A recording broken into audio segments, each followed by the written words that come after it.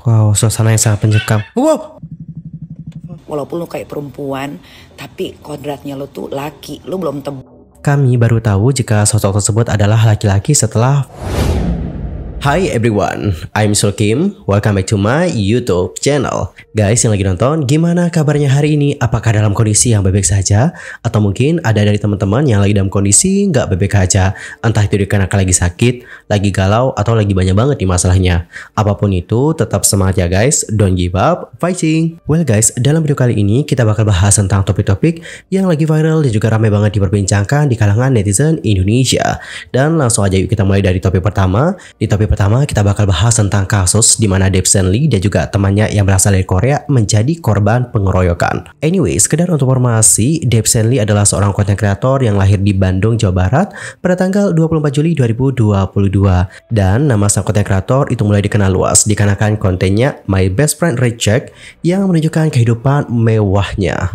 Lantas, apa yang terjadi dengannya? Jadi guys, belum lama ini, Dave itu menceritakan tentang kejadian yang pernah menimpanya pada tanggal 4 Februari 2024 lalu. Nah waktu itu, dia dan temannya yang berasal dari Korea, itu dikeroyok oleh 6 orang pemuda di Kota Baru, Parahyangan, Jawa Barat. Karena dituduh telah berbuat mesum di dalam mobil. Padahal kenyataannya mereka nggak berbuat seperti itu loh guys. Pada kala itu, mobil mereka mogok. Dan teman-teman juga bisa langsung perhatikan seperti apa postingan dari Dave. Nah di sini dia itu mengunggah sebuah konten yang menjelaskan tentang kronologinya. Di bagian caption dia mengatakan seperti ini. Kronologis pengeroyokan, penganiayaan, dan penculikan yang dialami saya oleh 6 pemuda pemotor yang mabuk di Kota Baru, Parahyangan.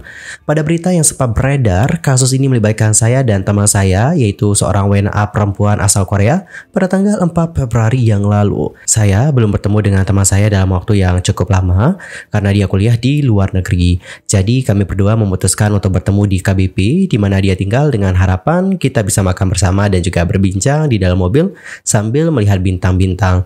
Ini sesuatu yang biasa kami lakukan dari dulu dengan teman SMA kami yang lain. Dan kemudian coba kita lihat seperti apa video yang sudah dibagikan oleh Dave. Oh, ini adalah screenshot. Ini by the way screenshot dari artikel berita yang mengabarkan tentang apa yang terjadi dengan mereka pada kala itu. Oke. Wow, sampai pecah loh.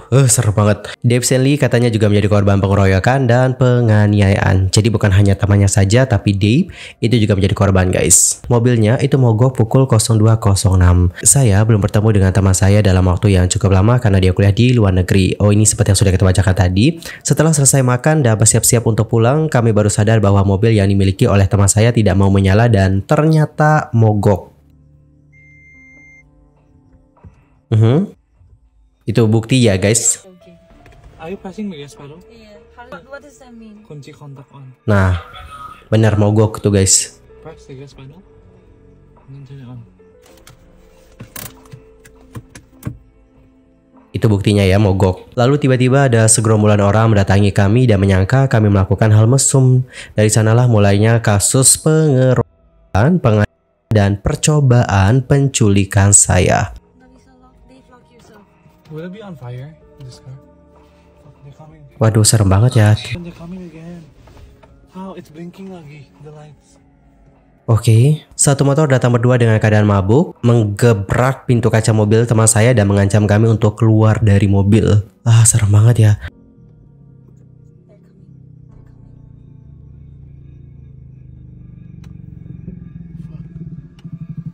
Wow, suasana yang sangat mencekam. Wow.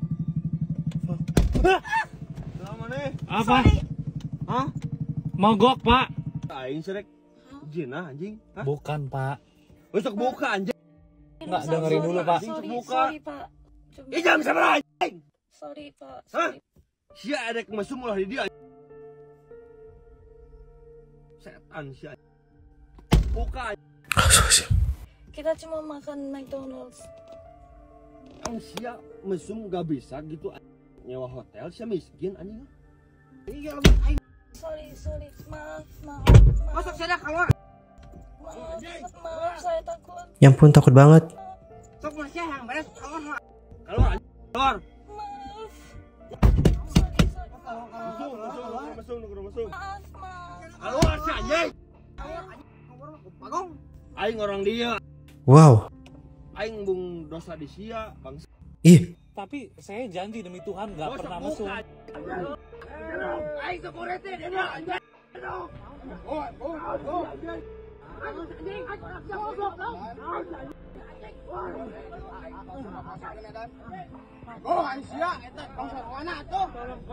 Oke, well, jadi seperti itulah bagaimana rekamannya di saat Deep diajak oleh para pelaku ini, teman-teman. Selain itu, di sana Deep juga menjelaskan ya bahwa untuk temannya ini nggak dipukul, hanya dia saja. Kemudian di sini Deep mengatakan bahwa dirinya sudah upload foto-foto hasil dirinya setelah dianiaya oleh keenam pelaku di Instagramnya. Dan ia juga menyebutkan bahwa butuh sekitar 2 minggu untuk pemulihan dan hidungnya yang bekas dioperasi di Korea silikonnya miring. Separah itu berarti ya.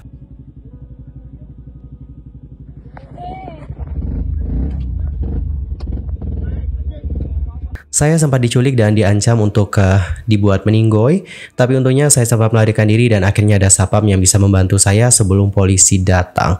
Well, jadi seperti itulah bagaimana kronologi yang dibagikan oleh Dev Stanley di sosial medianya. Dan menurut aku itu benar-benar sangat menyeramkan banget. Gak kebayang sih kalau berada di posisinya dia seperti apa. Setelah aku melihat bagaimana video tadi, jujur aku nggak respect banget loh dengan apa yang dilakukan oleh para pelaku. Karena ya menurut aku ini tuh masih bisa dikomunikasikan loh. Ditanyain dulu orangnya kenapa berhenti di situ, bukannya langsung marah-marah sampai ada anak orang. Menurut aku ini parah banget sih. Dan maaf banget nih buat orang-orang yang bilang, kamu itu nggak netral banget sih, kamu itu seperti memojokkan para pelaku ini. Bukannya nggak netral guys, ya maybe dapat dipahami kalau mereka di sini tidak ingin kalau ada orang yang melakukan hal mesum di publik. Tapi kan di sini mereka nggak tahu juga teman-teman orang yang dalam mobil itu lagi ngapain. Keadaan waktu itu juga gelap gulita. Mereka juga belum berkomunikasi dan mereka juga belum melihat apa yang dilakukan oleh orang tersebut di dalam mobil. Tapi dikarenakan asumsi mereka ini, mereka sudah bertindak sejauh itu tanpa komunikasi dulu, tanpa nanya-nanya dulu sama orangnya. Jadi mohon maaf banget, bukan aku memojokkan atau bagaimana,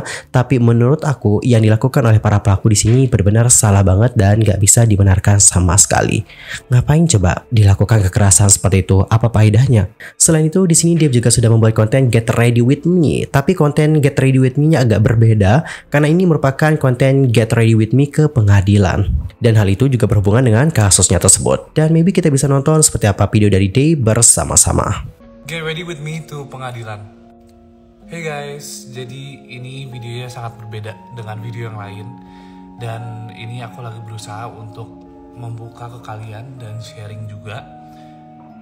Jadi sebetulnya aku bakal ke pengadilan itu karena di bulan Januari aku ada masalah. Dan aku merasa dirugikan banget. Jadi aku tuh korbannya. Dan basically aku minta kasus ini untuk ditindaklanjuti karena aku bener-bener pengen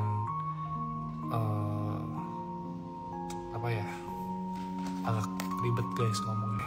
Aku pengen dapat keadilan dan juga pengen kasih sebuah pelajaran untuk pelakunya agar dia nggak melakukan hal seperti ini lagi ke orang lain. Dan aku gak mau berlebih-lebihin kasusnya or over exaggerate the story or anything. Aku cuman pengen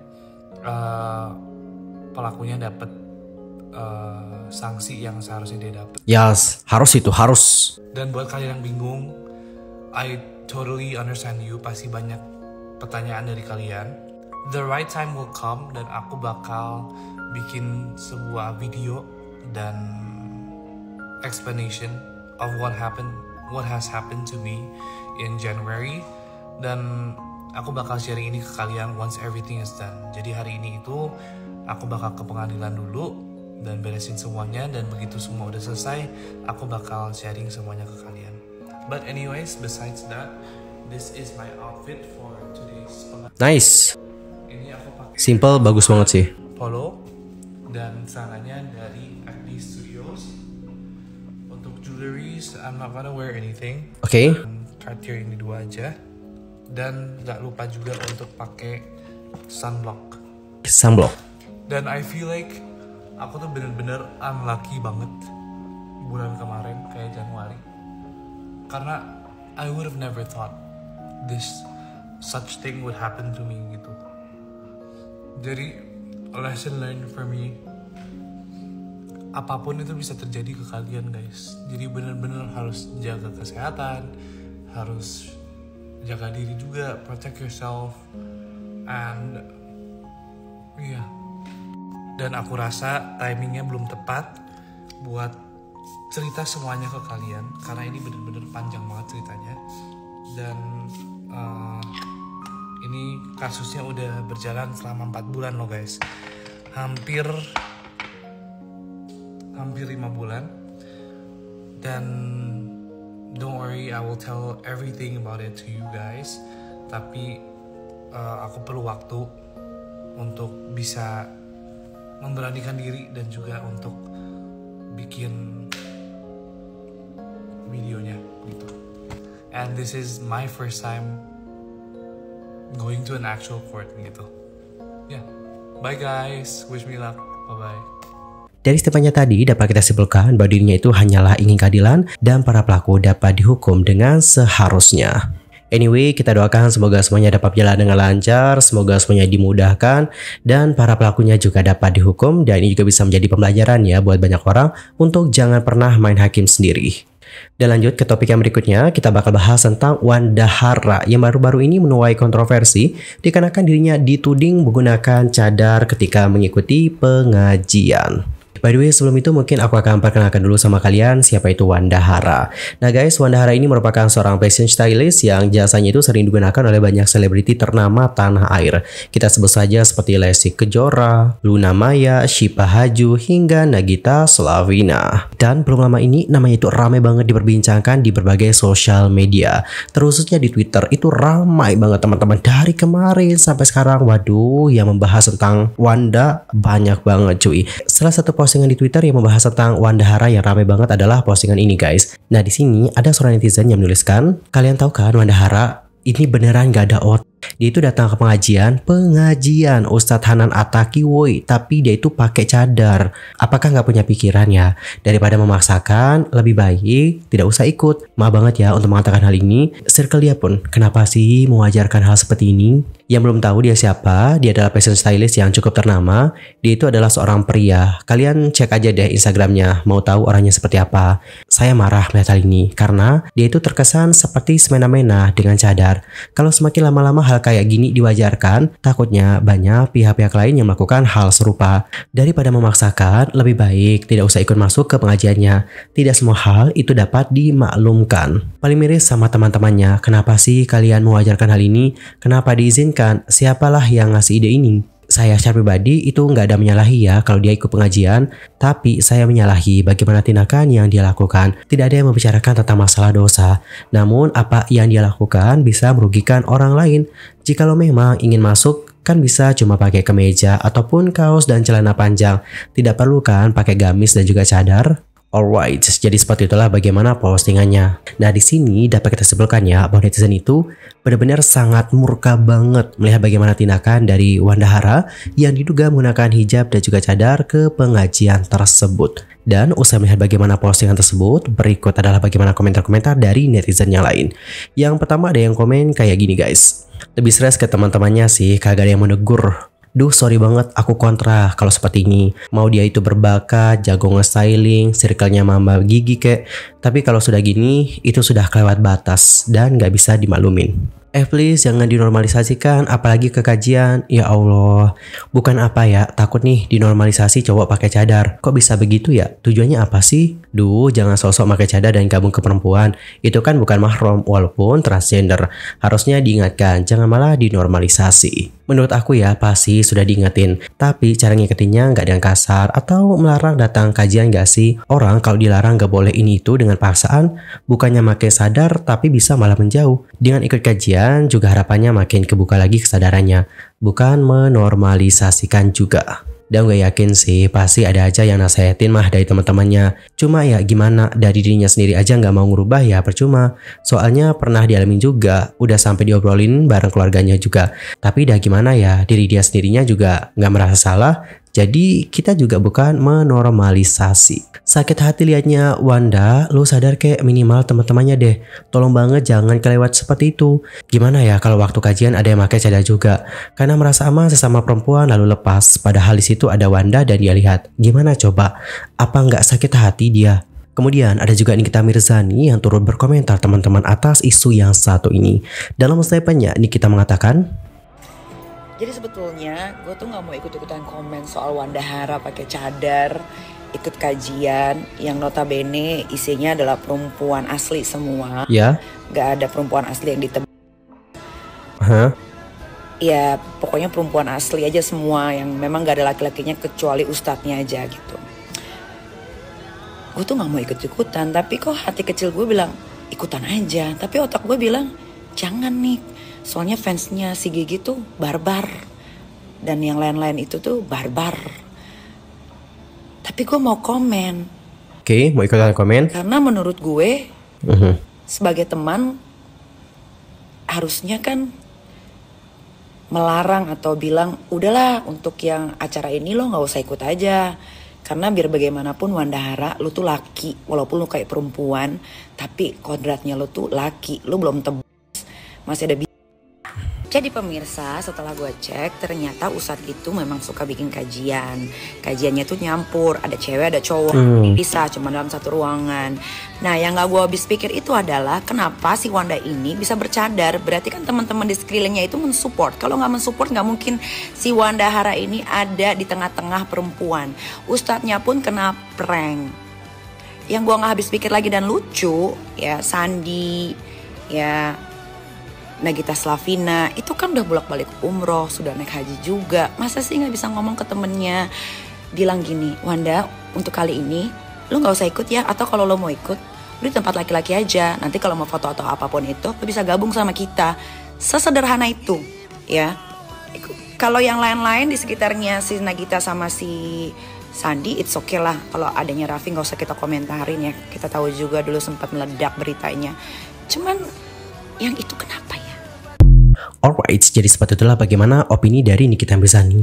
Intinya adalah dia itu menyayangkan tentang bagaimana teman-teman dari Wanda yang seperti tidak mengingatkannya teman-teman atas hal ini. Dan kalau menurut aku sendiri, aku setuju teman-teman dengan opini ini. Terkadang untuk teman-teman itu juga udah ada yang mengingatkan. Tapi kalau dari diri sendiri juga belum sadar, ya agak susah juga sih teman-teman. Anyway, secara pribadi ya, aku tuh nggak terlalu mempermasalahkan orang-orang mau berpenampilan apa di luar sana. Tapi kalau dalam konteks yang seperti ini, lebih baik untuk menghormati teman-teman. Penggunaan cadar ataupun hijab seharusnya tidak dilakukan oleh pria. Karena takutnya ini nanti akan dinormalisasi. Pasalnya aku tuh sempat nonton berita ada pria yang kayak nyamar jadi wanita. Dia tuh pakai pakaian muslimah banget, kayak pakai hijab terus sadar, dan dia melakukan By the way, untuk Wanda Hara sendiri tidak melakukan hal seperti itu ya guys. Tapi yang aku takutkan adalah dengan adanya hal ini nanti akan dinormalisasi, dan nantinya orang-orang yang berniat untuk melakukan hal-hal buruk seperti ini ya, melakukan dan sebagainya, akan memanfaatkan hal ini. Itu guys yang aku takutkan. Maaf sekali lagi kalau mungkin opini aku ini menyinggung banyak orang. Maaf banget ya guys. Dan kalau sendiri gimanakah pendapatnya? Antar komennya di kolom komentar. Sementara itu untuk sang ustadz itu sudah memberikan tanggapan teman-teman. Dalam postingannya di Instagram, beliau mengatakan, menanggapi yang sedang viral, mohon maaf ya ketika acara berlangsung, kami sebagai panitia dan Ustadz Hanan Ataki tidak mengetahui siapa yang ada di balik cadar. Kami baru tahu jika sosok tersebut adalah laki-laki setelah viral. Dan setelah kami telusuri, dia pun duduk di pojokan syaf perempuan, bukan dihimpit atau membaur di tengah-tengah peserta perempuan. Dan kami pastikan kemarin dia tidak masuk ke toilet perempuan. Teman-teman doakannya dan ucapkan yang baik-baik. Jangan mencela, semua orang berproses untuk menjadi lebih baik. Alright, jadi seperti itulah bagaimana tanggapan mereka atas isu ini. Anyway teman-teman, cukup sekian untuk hari ini dan kita akan jumpa lagi di video berikutnya dengan informasi terbarunya. I'm Sulki pamit dan aku mohon maaf kalau ada kesalahan, baik itu dalam ucapan, sikap, tindakan, dan mungkin ada salah informasi, mohon koreksinya. Sampai jumpa semuanya dan selamat beraktivitas. Goodbye everyone, bye-bye.